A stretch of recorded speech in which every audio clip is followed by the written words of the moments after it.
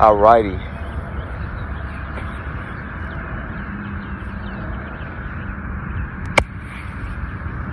Hello there. Hi. Yes, indeed. It is a beautiful day in Los Angeles, California. Absolutely. The sun is shining on us, as you can see. Mm-hmm. We are out in the park. Green grass. Yes. Green trees. Bluish sky. Bluish sky. Questionable. Got some bare naked trees back there too with no leaves, but people are outside enjoying their day. I'm Sunset Trey, as you guys know. Whoever's watching, thank you for being here. I appreciate you. I'm here with a work of art herself. Thank you. My friend TEMANI'S Hill, who I love oh so dearly. Absolutely. Who's been a friend of mine for over a decade. Yeah. Isn't that beautiful? That is beautiful. A testament to friendship. Absolutely. A testament to showing up consistently and nurturing those connections that matter to you. That's what this is. Yes. It's a testament Truly. to unconditional love. Absolutely. And loving people through the different phases. We've both been like 10 different people probably since we've known each other. They don't That's know. so They don't real. know you like I know you. Oh, that's so real. No, that's so real. You knew me before the locks. I knew you before a lot of things. Before the drip, before the go, before Before the free flights. before the free flights. Yes. I knew you was in basketball shorts. When I was in basketball shorts during the winter. Tie-dye t-shirts with cats. Absolutely. Absolutely. You knew me before. You knew me in Evolved Culture. Before I was, you knew me before I was Sunset Trey. That's kind of crazy. Yeah. You knew me before I was Sunset Trey. That's a testament. So if you're at home right now, I just want you to give it up for Temani, because I wouldn't be part of who I am without the presence of hers in my life. That's so true. So, Same here. And same here, vice versa. That's how we influence one another. Yeah. And we're just going to have a casual conversation. Because I haven't had a casual sit down with Temani yet. She has been on the Flow Network. Yeah. Those of you who are real OGs and real supporters, y'all have seen her face before. It's true. I think you were in like episode 17, which is crazy because we're well over 100 some episodes. And there was one we went to the Jameson show. Mm-hmm. There was one other one, another time that you came. North Carolina mountains. Oh, yeah. That was one of my favorite ones. Yeah. Yes. That's one of my favorite ones with you in it. You may be able to catch me on the intro every now and then. Hi, I'm Temani Hill, and welcome to the Flow Network. Oh, yeah, me, you, and James went to Malibu Creek State Park. I got a video of just that episode when we went. Yeah. That's beautiful. Yeah, beautiful. Okay, so, guys, Temani is an amazing singer. Thank you. I've been swooned by her voice since I've known her. We have a song together called I'll Be Waiting. I rap a little bit on that one, something. Yeah, it's a little bit of a different Temani, but yeah. Something, I'm going through something. I've been transforming, wasn't much of a warning, but I feel like I'm growing, feel like the all-knowing, been loving myself real hard, healing deep scars. Is that the only song you've done that before? Yeah, it is. Crazy. Yeah, it's kind of crazy. Temani was rapping on that song. Hey. I was rapping with her. And yeah, she just recently dropped an album, her first debut album, which is a long time coming. Absolutely. More Than I Show. Streaming everywhere on all platforms. Go ahead and tap in. All platforms. Some real R&B, a little bit of alternative R&B, but you get a little bit of everything, I feel like. Hell yeah. Hell yeah. Hell yeah. It's a phenomenal project. Thank you. I'm not biased. Okay, I am biased, but it's a great project. It really is. Like, her pen on this album is incredible. Thank you. And I'm genuinely so proud of her because she's from North Carolina. Mm-hmm. And she moved to LA, maybe 5 years ago? 4, working on 5, yeah. 4 or 5 years ago, and in hopes of, getting this body of work done, and of course just pursuing her music career. And so, it's just, wow, bro, we've been through so many stages. when she didn't have an album out, when she wasn't making music, when she was going through trials and tribulations. And Absolutely. here we have an album. Yes. So I want to start by telling you I'm proud of you once again. Thank you. So proud of you. I want to know, why did you name the album More Than I Show? Let's start there. Funny enough, it was a direct reference to, I guess, what we would refer to as the main subject of this album. I got a message and it was like, I love you lots, more than I show. And my whole thing was like, you know, I did not know this. Okay, yeah. Oh, wow. I have the screenshot. Me and this person had been involved in one way or another for many years, and it felt like it was finally coming. I was like, what does that sound? Sorry. It was finally coming to a moment of like, you know, we keep saying this, we keep saying these things, we keep having these feelings, like, let's show it. And so you're saying you love me more than you show. I want to see it. And so that's where it came from. It was a direct reference to this person being like, you know, I love you more than I show. But I think over time and through making the project and kind of going through the life experience, you know, obviously, well, not obviously, but that situation didn't quite work out how I had hoped that it would work out. Yeah. And I think it was a really good lesson. And now at this stage in my life, you know, there was a lot of words thrown around during that time. You say you love me, but you're not able to show it. And I need people to show me. And so I think now through it, and I think the body of work itself was kind of me showing that. Like, showing, giving that expression, even just the act of making the body of work, like, I'm showing it. Yeah. But yeah, that's kind of where the title, well, not kind of, that's where the title came from. That's where the title came from. Yeah. And showing yourself also. You Yeah. know, that's really important. That's very beautiful. My favorite song on the album is Anything. Thank you. I love that one. Thank you. I didn't write that one. Who wrote that one? It's a cover of an SWV song. So like a very,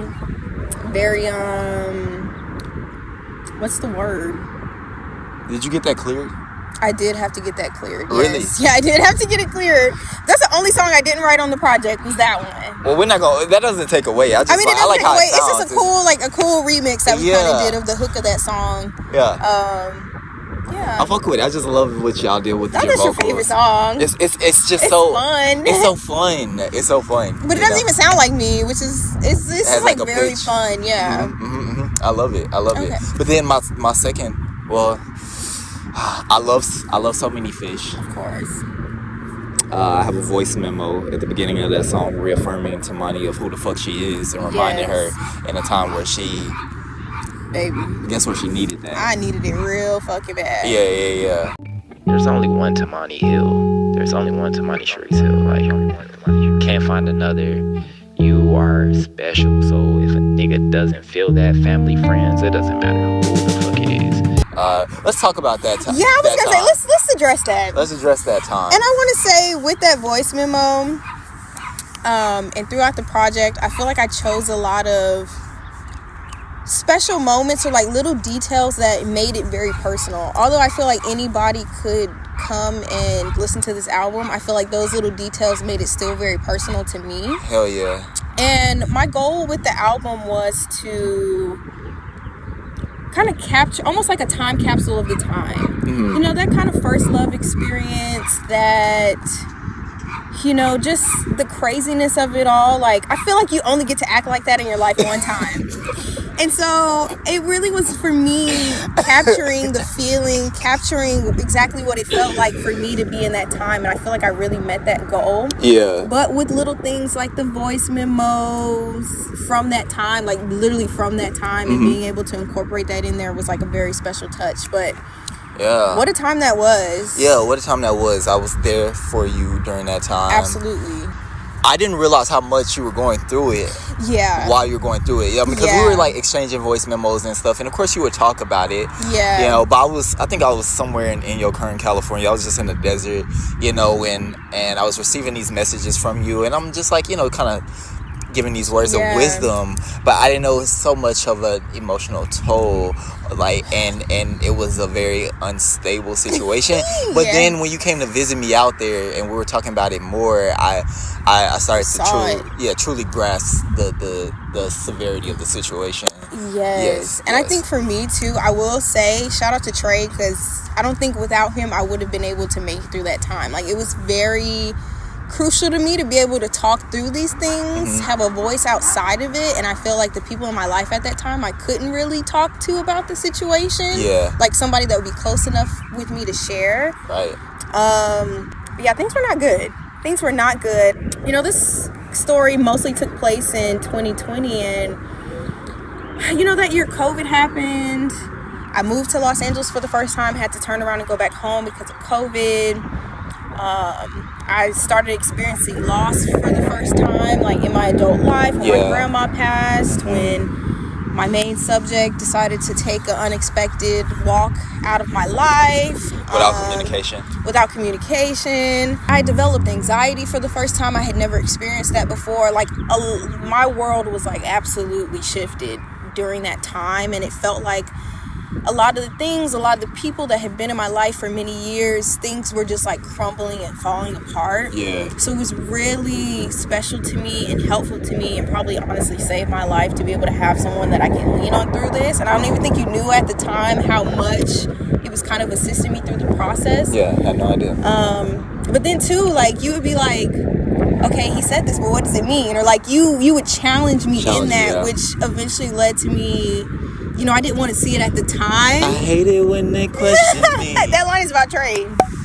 I hate it when they question me about how deep I'm investing in something that ain't doing shit for me, but making me bleed. And I couldn't see it at the time, but looking back now, you know, you having these questions and trying to like really get answers for me, because I couldn't really do it for myself. Like, because you was lost help in hope, baby. and clinging to breadcrumbs, you know, which is just. I'm like, I've been there before. I'm like, what does Lana Del Rey say? Hope is a dangerous drug for a woman, or something dangerous for a woman? Yeah. Yes, it is. But I was young and I was dumb, and it's crazy because it's like not that long ago, in theory, like in big picture. Yeah. But it feels like lifetimes away. And parts of it has still kind of lingered, you know what I mean? Like past 2020. And, Absolutely. Yeah, just a little bit. Yeah. I feel like up until this point, like now, I'm having, like, once the body of work was made, now it's like, okay, I have to start marketing and business and all that stuff. And I feel like when I was dropping singles over the last couple years, I got little taste of it. Yeah. But it's like now there's this full body of work. When I was in the process of creating it, I wasn't really thinking about that at all. Right. It was just like, I need to do this for myself. I avoided talking about this for a very long time. Like, I just needed to make this happen. I need to get this out.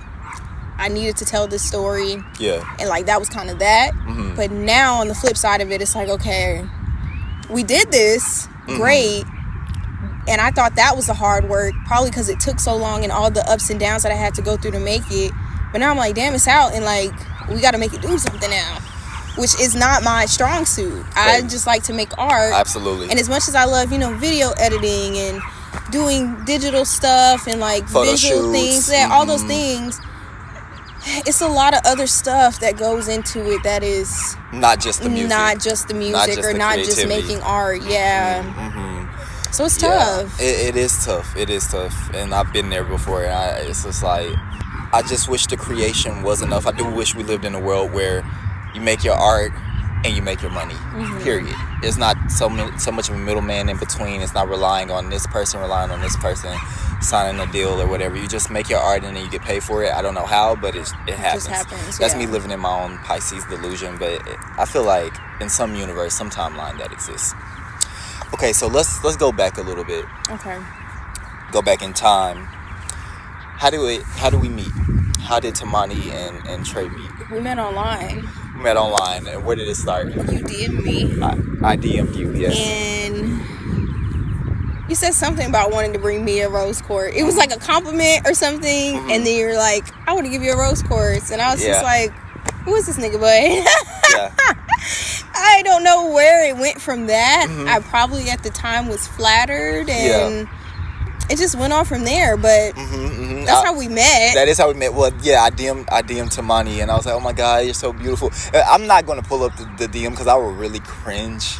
I have it somewhere. It's very cringe. I'm sure I was like professing my online digital love. You know, you were like you had this like glow and this aura. And yeah, you were like, I think I saw some pictures of you like near the flowers, and I was like, oh my God, you know, flower child woman. Like, I'll send you a rose quartz. Did I ever send you a rose quartz? I don't think so. At this point, I've given you. You've given me a rose quartz. But no, I don't think you ever did. Oh, interesting. Yeah, it's okay. But yes, and then from there, we had mutual friends. You made music with James. This is my jam. You made music with Ike. I did. Flox Breeze, Ike Ubiquitous. He has many different aliases. And we're connected with like people in Misfits.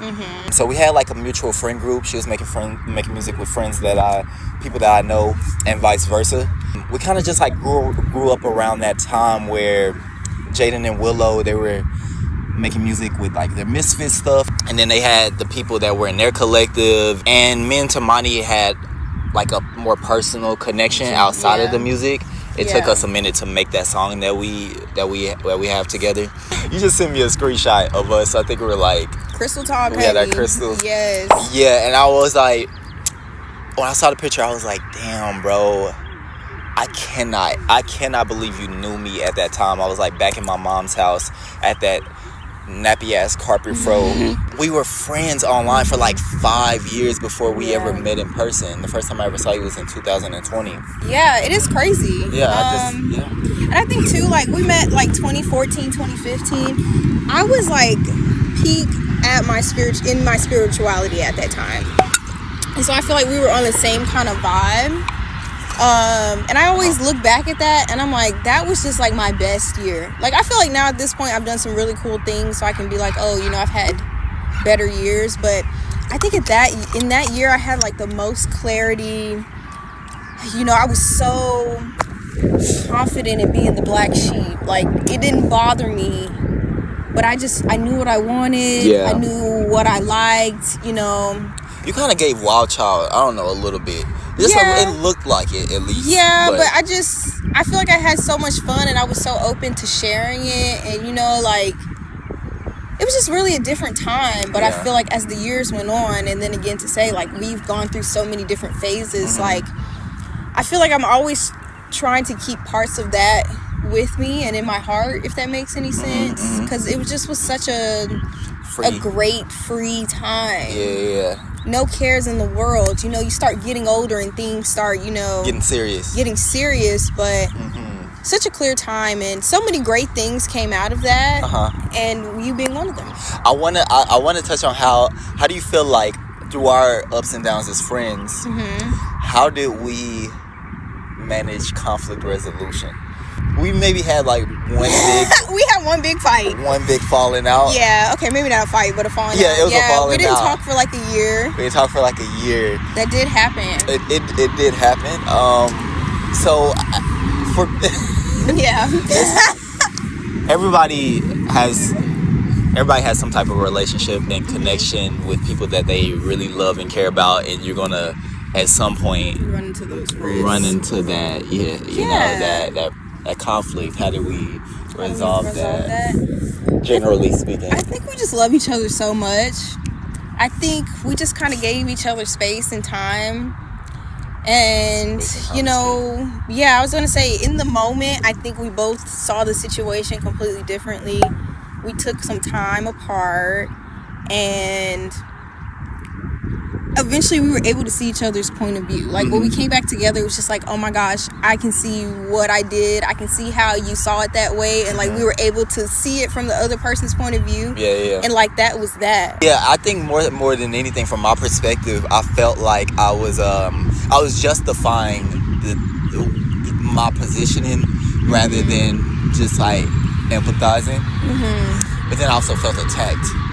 So, you know, when you feel attacked, you're like, oh, I gotta justify this. Like, it's not the safe space to like let down your guard and just like, oh, okay, you're right about that.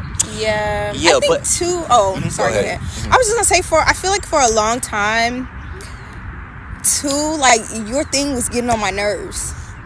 Like, and I was so easily triggered at certain times that, like, me and Trey would just go at it. And so, like, it was fun for a long time. Like, we could laugh about it and move on. But I think that was, like, I was like, no, like, I can't let this slide, actually. I see. You know what I'm saying? Yeah. I know what you're But saying. now, like, it's not like our relationship has completely evolved. Like, it's not like that anymore, if that makes any sense. No, yeah, for sure. It does make sense. Dialogue, empathy.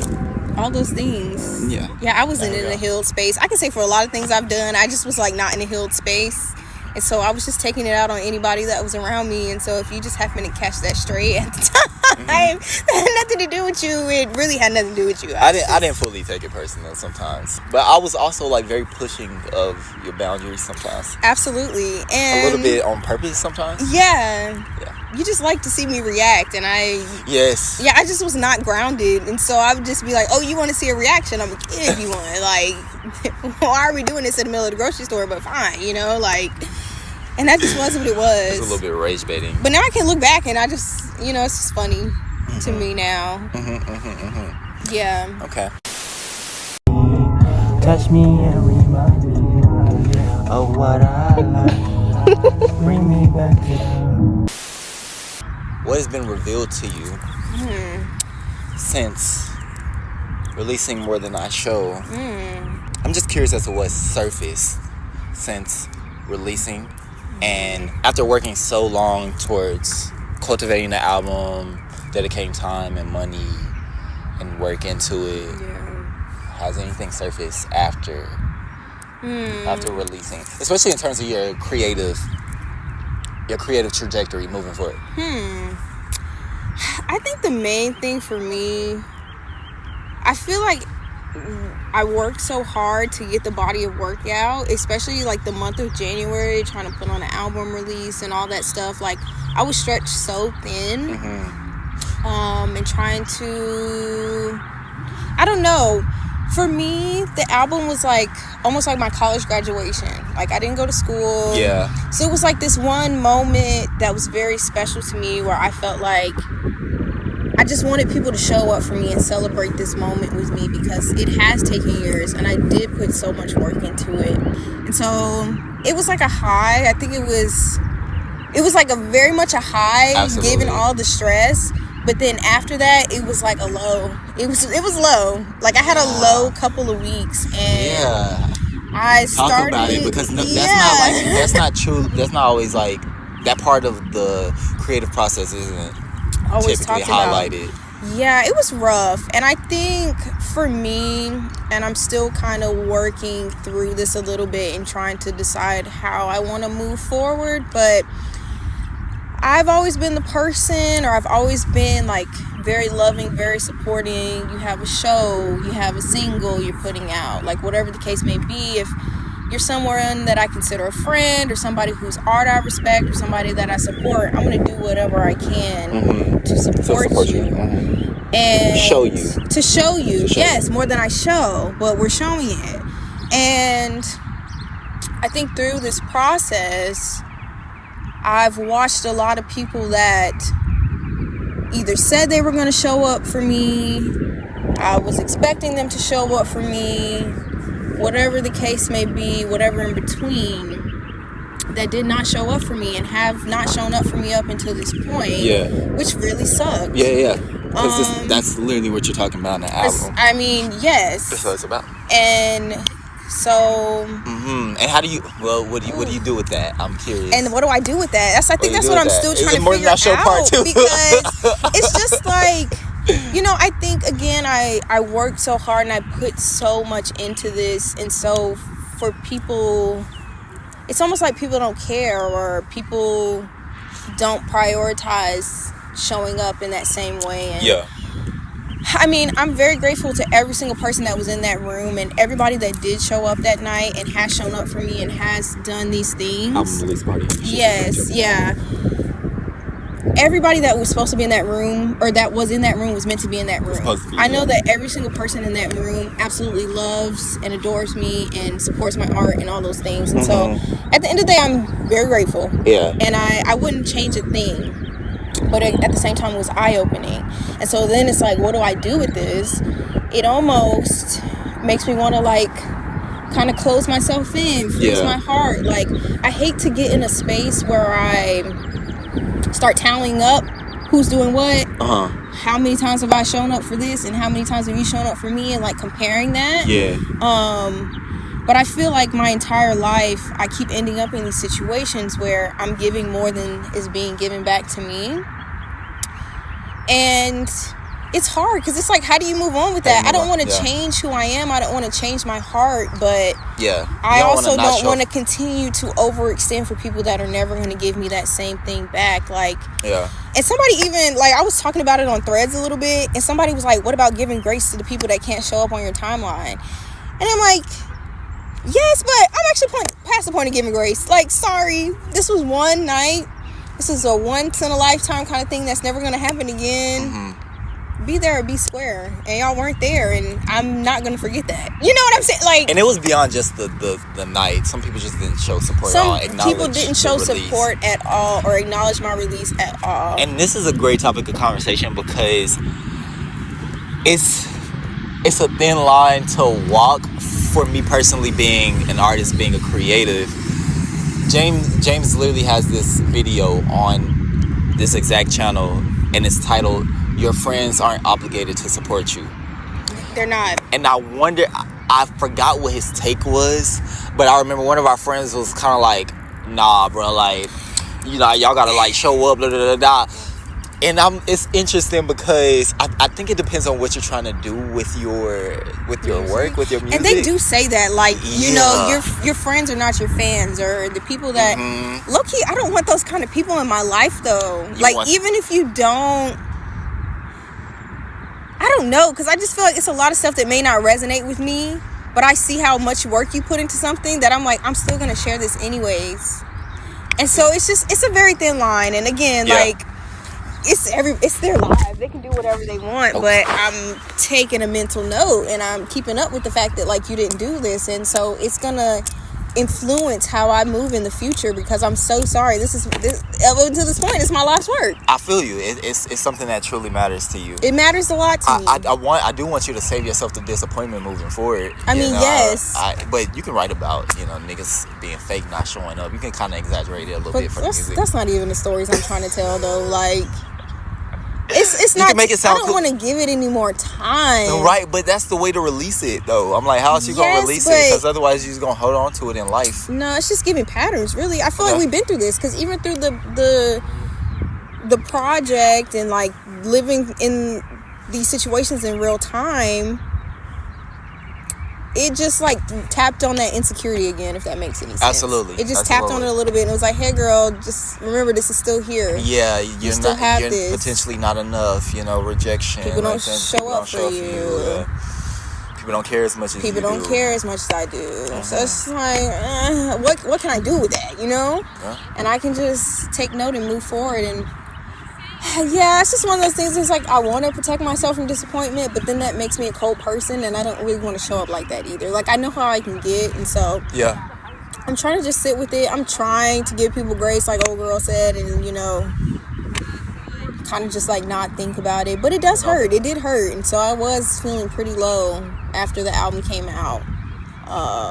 Just because it was like, damn, we did this and it's over. Like, now what? Now we got to focus on business. Now we got to do business. Yeah, now we got to do business. Yeah. My advice to Temani was to, of course, accept what people show you. Absolutely. And not have resistance towards it, or not even feel spiteful. More than anything, be liberated by the truth. If the truth is presented to you, you take that shit with you take the harsh truth pill, you swallow it with a gulp of water, and then you keep it pushing. You're like, all right, that's good. Now that's one less person I have to show up for. Yeah. Or think that I have to show up for. Yeah. Because you show me what it is. And I'm grateful that you showed your true colors. Absolutely. Now I know how to paint you. Yes. Yeah. Absolutely. So, a lesson. All things are lessons. So that's what that was.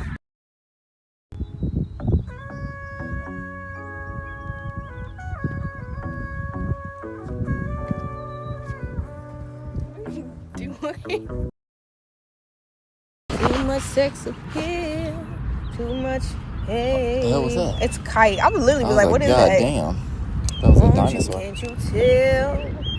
Whoa. Okay, I'm ready. Sorry. Would you say this is a heartbreak album? I would say yeah. The theme was love and grief through the lens of my adolescent mind.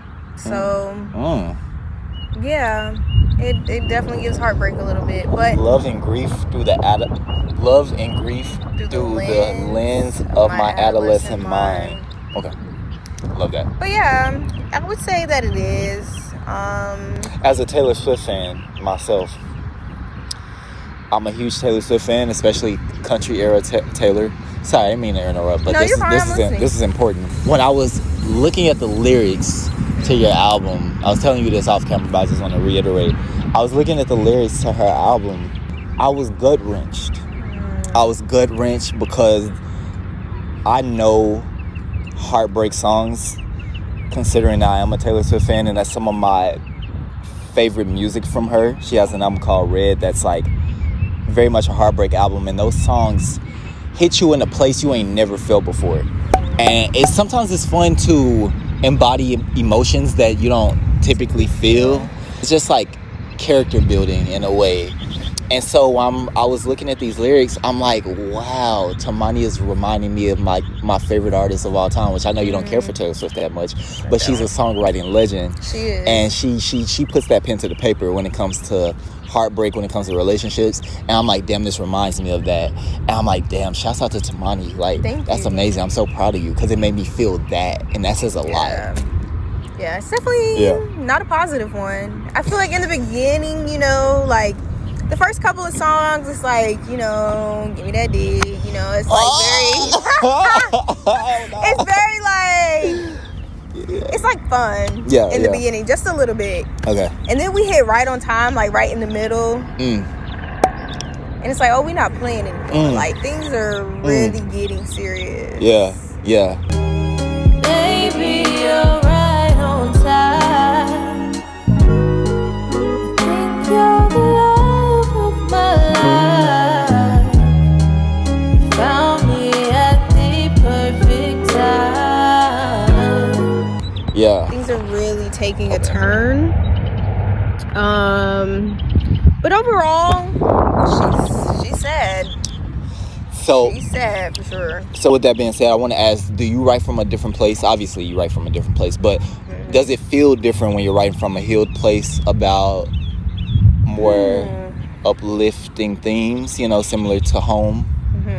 This feels like home. Yeah. That wasn't about heartbreak. That was more about bringing the heart back together, restructuring, rehealing, restitching that broken heart back into place. So yeah, it's definitely different. I struggle a lot to write from a more positive place. It's easier for me to express sadness and things like that, and like the same way that you're like, I don't really experience heartbreak much, but I can understand it. Or like, you know, I feel like I don't experience joy, like not to say that I don't ever experience joy, but I feel like my mind tends to focus more on maybe some of the more negative things. I'm working on that. Yeah, we need to unpack that. Yeah, but Home, you know, the first verse came out of me, and then I had to sit with it for a little bit. Like, sometimes I struggle to write that second verse. Like with Power, I struggle to write that second verse, like, and to bring it all home. Power is a song that Temani wrote that went viral. Yes. You know, a lot of people, some of you probably have already heard it, didn't even realize it was her. I'm only as free as I make myself, free as I let myself be. When will you see yourself that the power lies within me?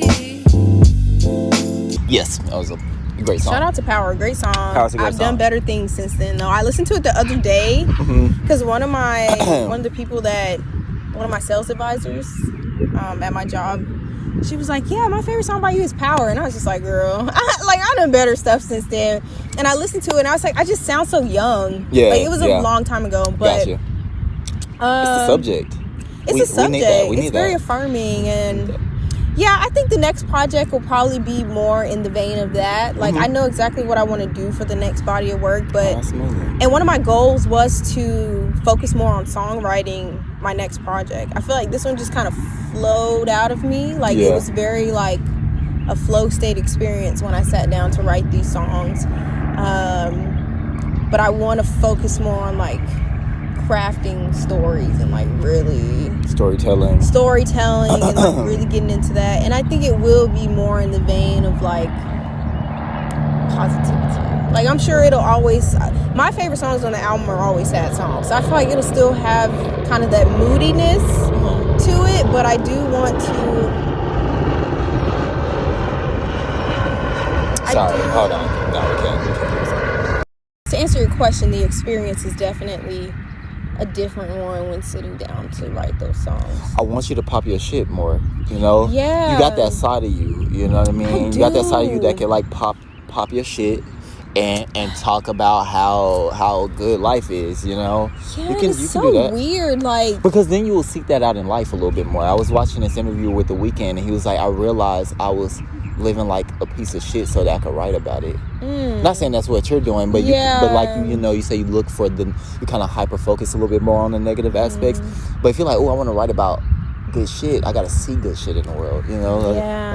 I've heard people say like too, when they write songs, you know, they'd be like, oh, I'm driving around this car, or oh, I'm this, and it's like a tool of manifestation in a way. And so I do think about that too. It's just not natural for me to be just like out here popping my shit. Like, I gotta be like in a certain I gotta be like in a certain kind of vibe, and then like I don't know how to phrase that or how to say that in music per se. Like, I understand, but it just doesn't come naturally to me, so it probably takes some work. You do that at home all the time? How? So like, I'm example. that bitch. Like, I mean, yes, I'm but really like, that girl. Yeah, but like, I wouldn't get on the song and be like, I'm that bitch, I'm that bitch. You know, like, it just doesn't really sound like, I don't know if that's the Temani Hill brand. I will say though, based on my astrology, I will become the most successful when I step into my sex appeal. Oh, wow. But I just don't ever see myself. That's what the charts say? That's what the charts say. But like, when I think about like Jhené Aiko and some of the songs that she's done where she's like very sexually explicit, but she's still like a spiritual baddie. Exactly. Like, I don't know how to do that. Multi-dimensionality. It's gonna probably take a long time. I'd be like, I have parents in the back of my mind. Like, I'm not, you know what I'm saying? Nah. But I think with like, I share with Trey that I want to start doing pole. It's something that I've always wanted to do, and so I hope through like those experiences of like, and those being able to see myself more kind of in a sensual way, maybe I'll be able to talk about that. But I always keep it tasteful. Like, I just will never be like, my pussy, y'all, in the world. Like, I got that wop, I got that pussy. It's fun to listen to, but I would just never get on the track and say that. Like, I got the best pussy in the world. Shake that ass. No, it just will never be me. I don't think. Fat pussy energy. Yeah, I feel you. That's that Taurus element of you where it's like, keep it cute, keep it demure. Yeah, I'll have to really keep it reserved. But I think too, that'll be the true that'll be the way that I know that I'm truly free. Yeah, you could express that without any concern. I mean, only if you want to. I mean, you see so many people do it. It's not. No, but I think, you know, like, the possibilities when there. I think about like some of my favorite art though, it's like very provocative.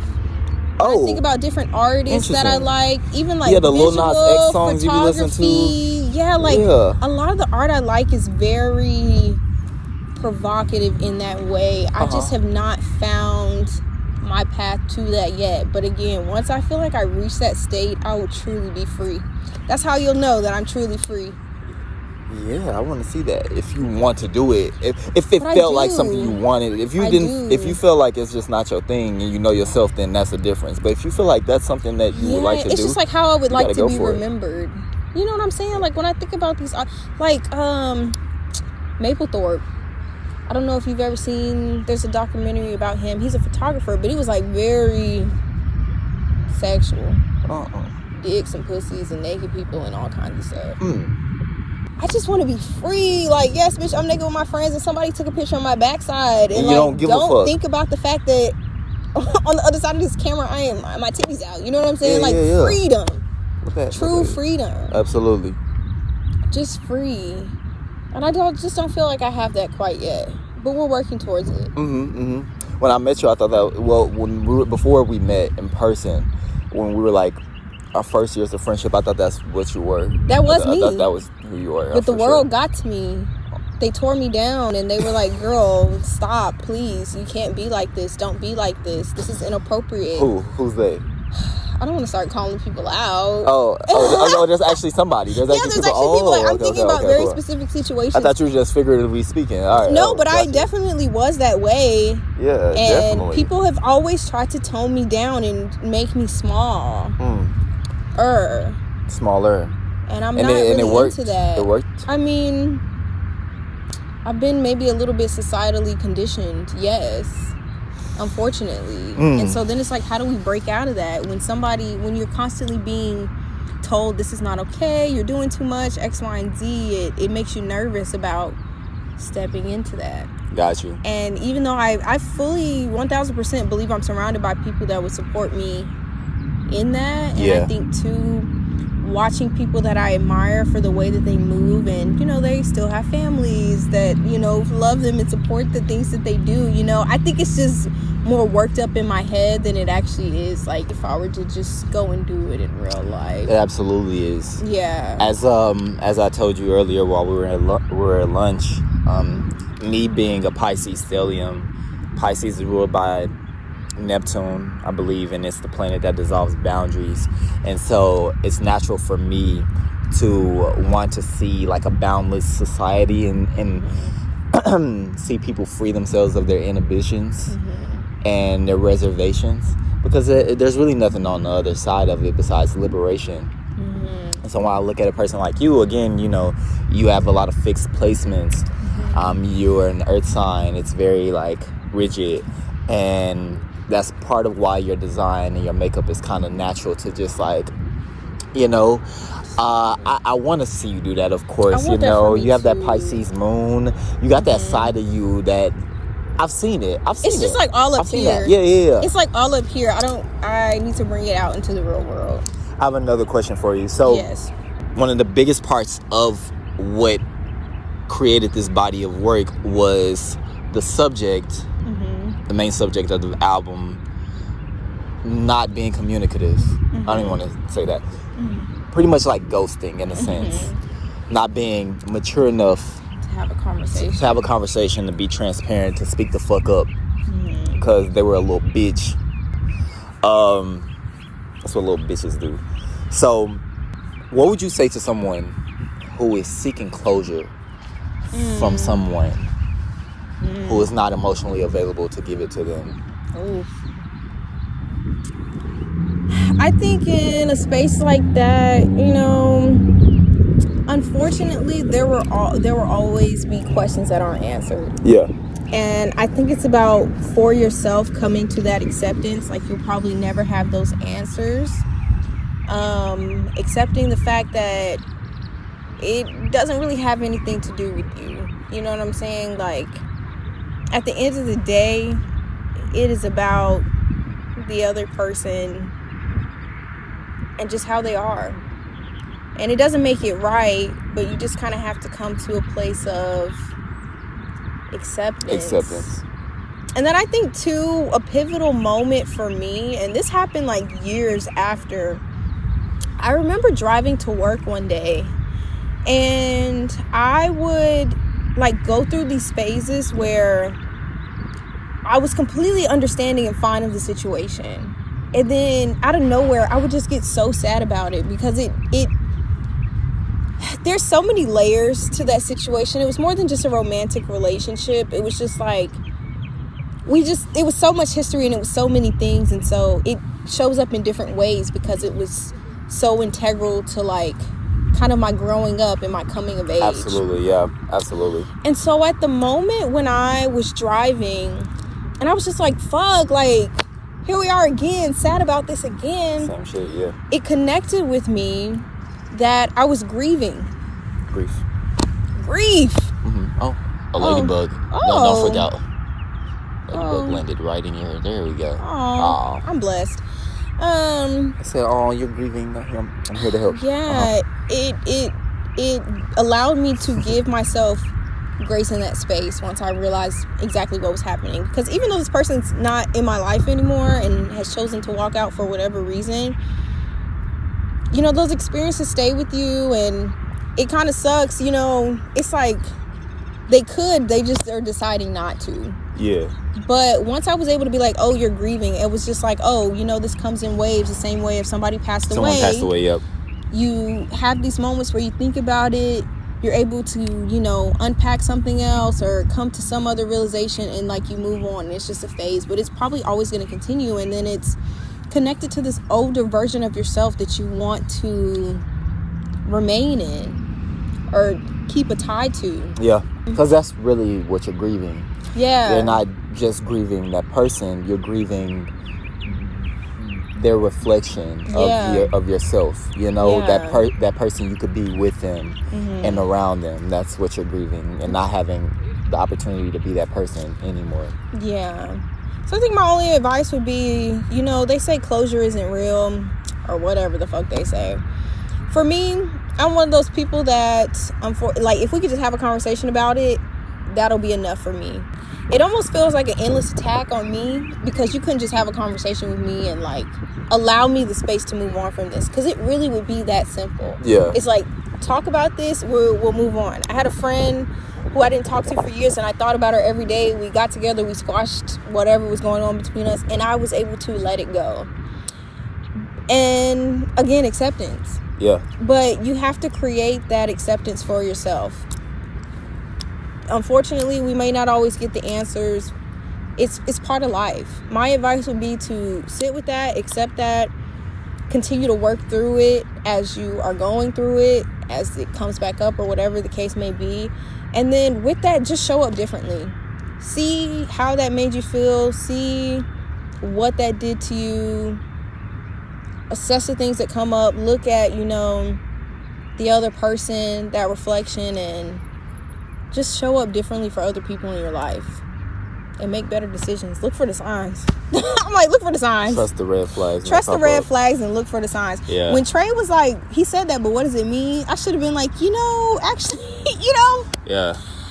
If I couldn't come up with an answer, if you can't come up with an answer, red flag. There you go. We need answers. We're deserving of clarity, especially in relationships, romantic relationships, intimate relationships, friendships. Yeah. We deserve to be able to give the other person and to receive from the other person communication. Otherwise, there really is no relationship if you can't communicate. And that's that. What did our friendship teach you about love that romantic relationships at the time didn't? Because sometimes you have to lean on your friendships when you're not romantically fulfilled. I think radical acceptance. Radical acceptance. Unconditional love, for real. Radical acceptance. Yes, like, I don't know. Yeah. I don't. That's point blank. No, that's the Friendships answer. are so important. Relationships that aren't romantic are so important. And I don't know, we still have that intimacy. It's just different. Yeah. It's just different, but it's vital. We Absolutely. need it. We're able to communicate with each other so clearly. We know that we can come to each other about anything. We get together, we have a great time. It's like no time has passed. There's trust. There's trust. Yeah. There's trust. And there's a commitment there too. You know what I mean? It's like an unspoken commitment to show up and to make time. And I think even through friendships like ours, it shows you what you should be looking for in a romantic partner. You got that from somebody that you know you're not sharing your body with, you're not being intimate with in that way, sexually, and they're able to show up for you in that way. That's like the fucking bare minimum. It's a standard. It's a standard. Especially if you're getting up some pussy. Especially if you're giving up something. Sharing your space. Absolutely, your intimate sexual space. Yeah. Yes. You gotta come with it. You need to come with these standards. And so I think that's a true gift. Through Trey and I's friendship and during this time having his support, I will not accept anything less. And luckily I've been able to find more friends and a partner who gives me that. Absolutely. Yeah. That's beautiful. You've been living in LA for almost going on 5 years. How do you like living here? How do you feel about it since moving here? Coming from Cary, North Carolina, being the Southern Belle. Yes. Yeah. I love it. It took me some time for sure. And I feel like I've had some really great experiences. I've had some really shitty experiences. But I think at the end of the day, it was always something I wanted to do, and I did it. And I look out and I see the mountains, and I'm like, we're really here right now. We're sitting in this park with these great views of like all these things that, you know, it seems so small. Like it's an apartment building over there. It's this, it's that, but it's here. And so, you know, like it's really just about I feel like I focus now just really on being present and being grateful that I'm here. Yeah. Absolutely, because I'm always looking at it from the outside in. Whenever I fly in, I'm looking at your life from the outside in. Then I realize, oh no, you're here, you're in it. So you can potentially get caught up in just like being here and not appreciating the fact that once upon a time, this is a dream. And it's here. And it's here and it's happening. And I've been here a long time, and it's hard. Yeah. Don't get me wrong. It's been really hard. I feel probably now the most grounded I've felt since being here. Like this last maybe 6 months or so. I felt really grounded in being here. But even on the way driving over here, I'm like looking at these streets that I'm like, damn, I've never gone this way before. And it's just like, there's so much. There's still so much to experience. But like I have amazing friends. I have amazing people. Music industry aside, or like what I'm trying to do career-wise aside, like I live a very beautiful life. Absolutely. The weather is great. The weather's great. It has its challenges, but you have challenges anywhere. I go back home. I love going back home. They're starting to gentrify it a little bit. I like the vibes. Sorry, like it's the kind of shit that I like. I know what they're doing, but they're giving me the kind of shit that I like. But I like the city life. I like the city life. I love the people. I love all the things that it has to offer. I love the experiences. I love, you know what I don't like is the fact that the concerts be selling out so fast. But that's my biggest gripe. But all your concerts come here though. They do, but if they're sold out, I can't go. And then the resale is crazy. That is true. But no, overall, she said that gentrification. The gentrification like. back home is kind of. I like it. I don't be mad at gentrification. Sometimes they be having better stores. And, look, and then to me, I mean, obviously, living out here in LA, you know, an apartment in downtown Durham going for $1,500. Yeah. It's not a lot to me. Yeah. Right. It's a nice luxury apartment in downtown Durham, $1,500. You know what I'm saying? To me, after living in LA, I'm like, what's that? But to the people of Durham, I can understand, like, that might be a lot. The minimum wage, I think, is still $7.25 out there. Yeah. Type shit. Yeah. I don't know, but I love LA. I do. It's beautiful. It's got everything.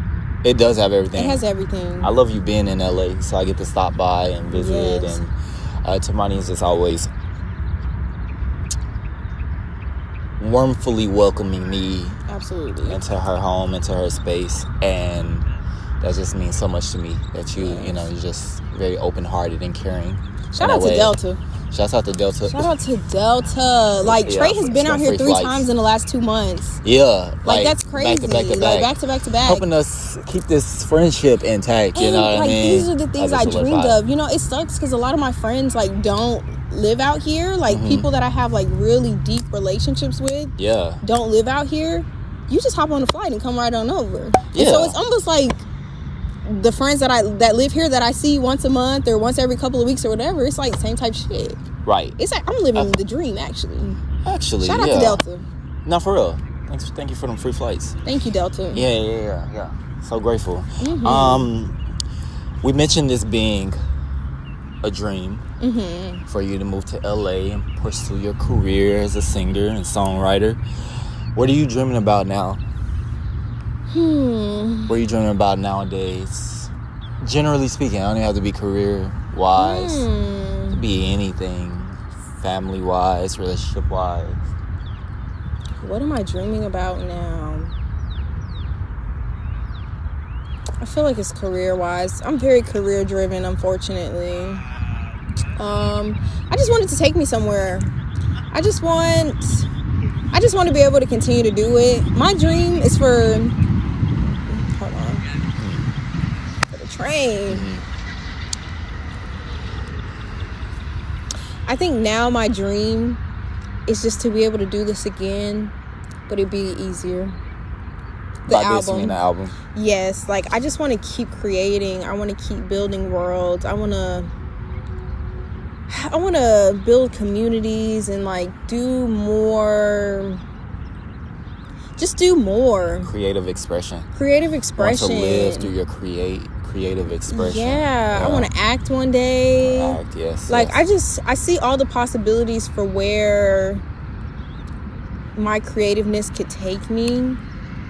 And so I guess my dream is just for all the little things that I want. Like I want to be invited to fashion weeks and like participate in things like that. Like ingrain myself and like be a part of the culture. And just be respected and admired for the things that I do. I believe in my work. I believe in my art. I believe that I'm very talented, and I just want the right person to see it and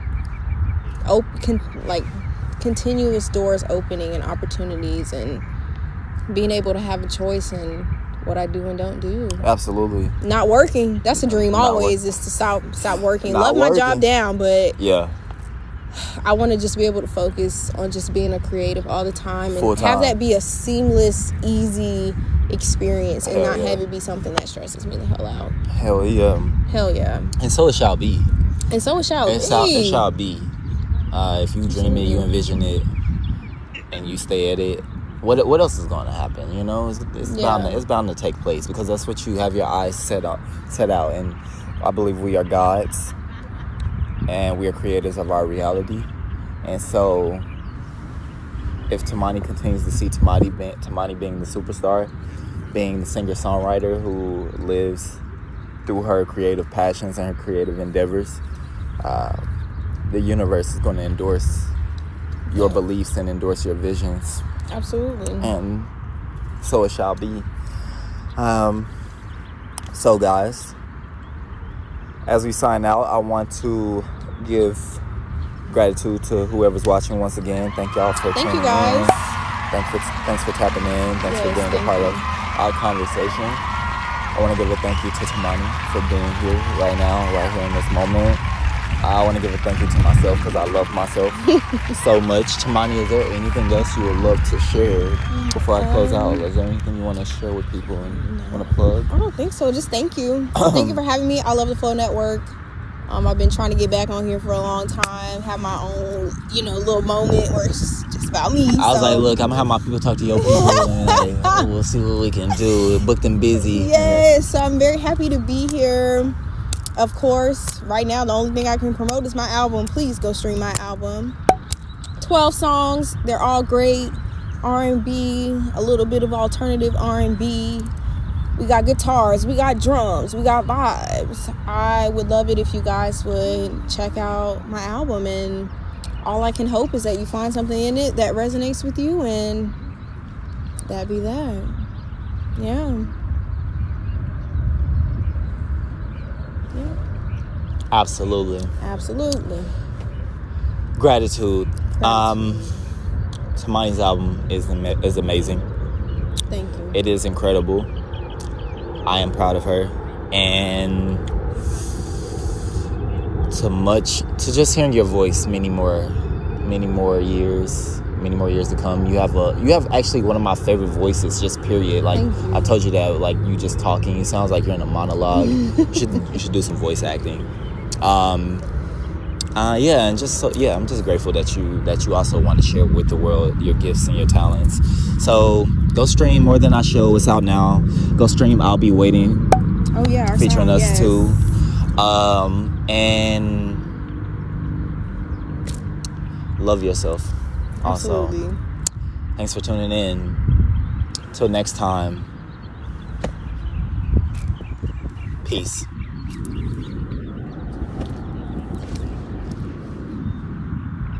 Wow, we did that, huh? Yeah. We did do it. That was very nice, very natural. Good. I'm glad you feel that way. Yeah, it was great. It was great. I enjoyed It was it. really great. Yes, I love giving you space to talk and hearing you express yourself. Yeah. Yeah. I love you so much. I love you too.